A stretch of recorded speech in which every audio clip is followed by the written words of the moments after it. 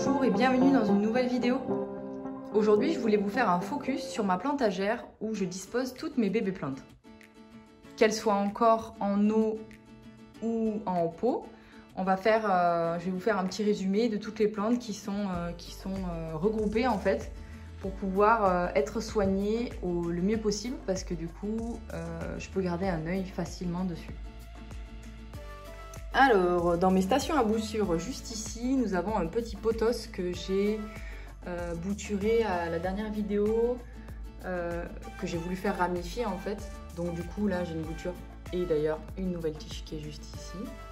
Et la racine que l'on peut voir là, dans l'eau juste là. Donc ça, c'est un pothos néon. Un cactus qui est en eau depuis des années, je crois. Mais vous voyez, un cactus peut également vivre en hydro. Je ne sais même pas si je vais le passer un jour en terre. Là, on a un bébé pilea que j'ai bouturé il n'y a pas longtemps. D'ailleurs, il faudrait que je rajoute un petit peu d'eau. Et vous voyez, le système racinaire est quand même formé. Juste ici, on a une petite orchidée bijou que j'ai reçue il n'y a pas longtemps de chez What the Flower. Et j'ai voulu la bouturer directement parce que j'avais des tiges qui étaient un petit peu abîmées par le voyage. Du coup, elles ont fini en eau très peu de temps après être arrivées à la maison. Ici, c'est une tige de pilea. Alors, je ne sais pas si vous saviez qu'on pouvait faire ça, mais en fait, si une tige elle tombe et qu'elle est saine, vous pouvez essayer de la mettre en eau et vous avez des racines qui peuvent sortir comme ça. Alors après, normalement, il faut attendre un petit peu à la base que des tiges se forment ou des feuilles du moins pour que ça puisse repartir parce que là, ça va être très très long pour elle. Donc, je vais la laisser en eau un bon moment d'abord. Et là, c'est un miquac de Monstera, je crois. Il y a du monde là-dedans, je peux vous le dire.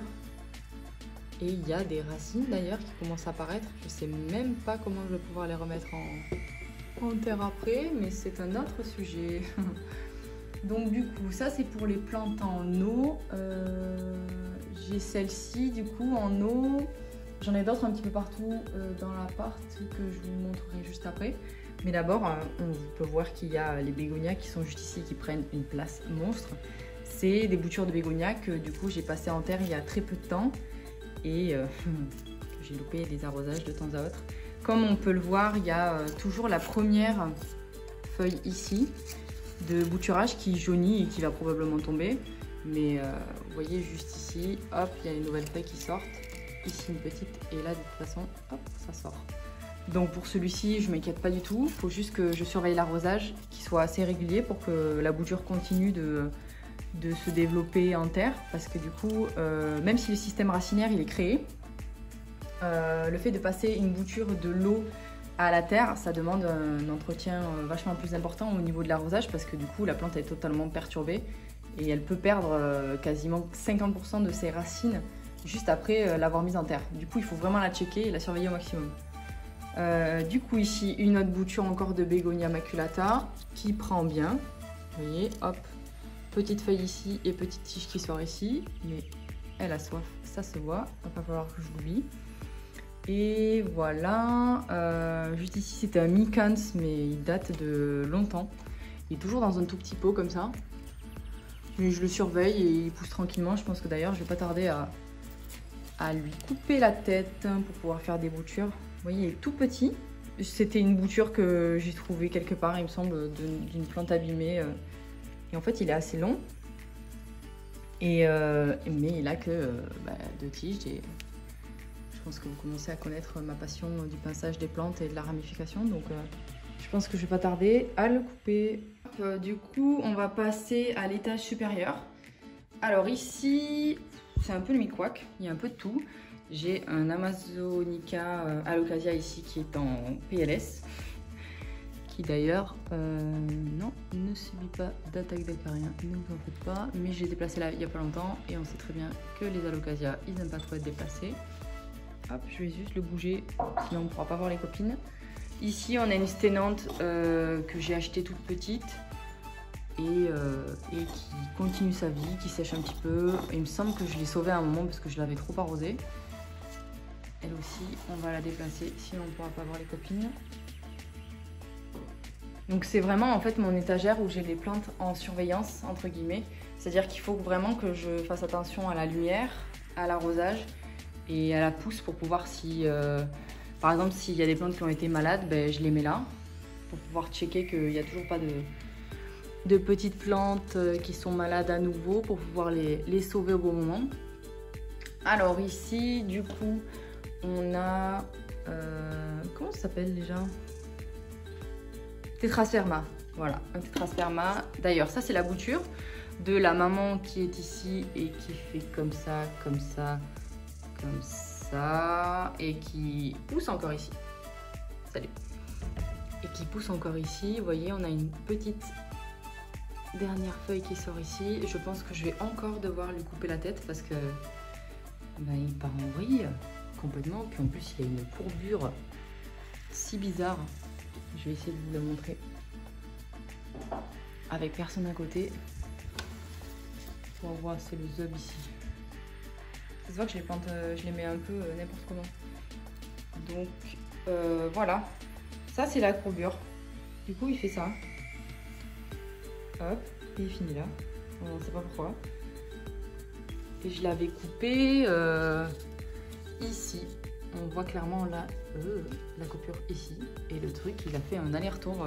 Genre non, de toute façon, je vais faire demi-tour, j'irai aller ailleurs.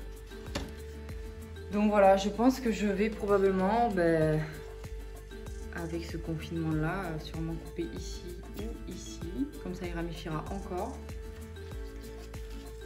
Hop, je le raccroche.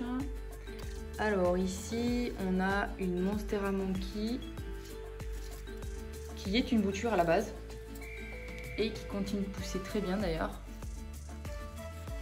Voilà, en fait j'en avais une très grande avant et elle était pas bien, donc je l'ai coupée. J'ai tout coupé, je l'ai passé en hydro et le passage de l'hydro à la terre était vraiment très compliqué pour elle. Du coup, j'ai encore recoupé, j'ai fait plein de boutures et c'est la seule survivante. Mais vous voyez là, elle est pas trop mal. Ça, c'est la nouvelle feuille juste ici. Et celle-là aussi, elle a une espèce de croissance assez bizarre. Bon, du coup, je lui laisse faire sa vie. Hop, on replace les bébés plantes. Sans les abîmer. Hop, je change de main. Avec la main droite, c'est vachement plus pratique. Ah oui, et là, je vous avais même pas montré. Oh, désolé. Petit Rhipsalis qui est au fond, juste là et qui continue sa vie calmement. Voilà, donc ça c'était le focus de mon étagère spéciale bouture. Ici, du coup, si vous vous rappelez, c'était mon potos néon du bouturage spécial néon. Spécial potos, ça aussi, le golden, du coup il continue de pousser juste là. J'ai rajouté d'ailleurs les petites pousses qui vont venir étoffer la plante parce que du coup la tige était unique, juste là. Et moi j'ai rajouté du coup les deux bébés qui sont maintenant en terre avec la maman. Et voilà, voilà pour ça. Donc ici j'ai aussi des boutures de bégonia qui sont encore en eau. Et qui d'ailleurs exactement commence à faire des racines. Ça c'est pour une amie, donc j'ai commencé à lui faire bouturer juste là. Du coup, ça c'était mon étagère à bouture et surtout à focus plante. C'est assez pratique de les mettre tout au même endroit, comme ça si jamais vous savez qu'il y en a une qui a des besoins plus spécifiques ou plus fréquents que d'autres, vous les avez sous les yeux. Moi l'étagère là elle est en plein milieu du salon. Donc du coup, je peux m'y arrêter assez facilement et venir les checker de temps à autre. Voilà. J'espère que cette vidéo vous aura plu. N'hésitez pas à me laisser un petit commentaire sous la vidéo pour me dire si c'est le cas et ce que vous voulez voir d'autre chez moi. Merci beaucoup.